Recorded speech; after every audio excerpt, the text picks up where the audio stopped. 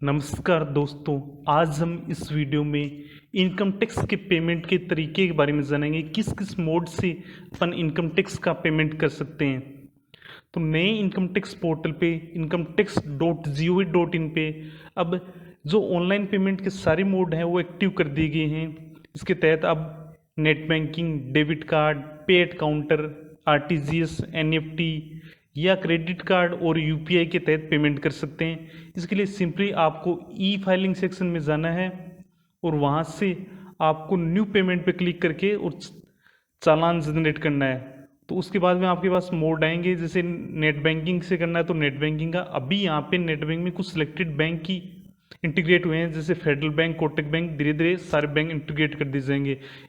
या फिर आप डेबिट कार्ड से कर सकते हो या फिर पे एट काउंटर। पे एट काउंटर का मतलब होता है कि कैश में आप काउंटर पे जाके जमा करा सकते हो, लेकिन इसकी लिमिट 10,000 रुपये है।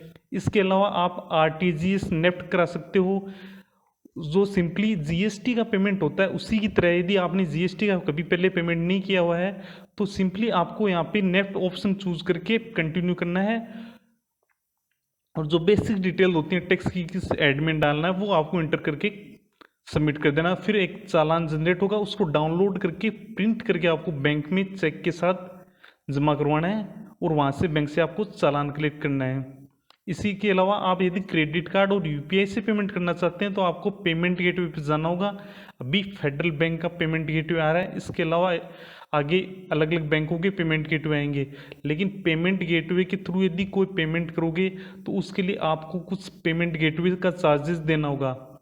यदि आप पेमेंट गेटवे का यूज़ करके नेट बैंकिंग के थ्रू पेमेंट करते हो तो अभी कुछ बैंकों का स्पेसिफाइड चार्जेस है। तो जैसे एचडीएफसी का 12 रुपये है, आईसीआईसीआई बैंक का 9 रुपये है, एसबीआई और एक्सिस बैंक का 7 रुपये, बाकी सभी बैंक का इंक्लूडिंग फेडरल बैंक 5 रुपये है। इस पे जीएसटी अलग से है।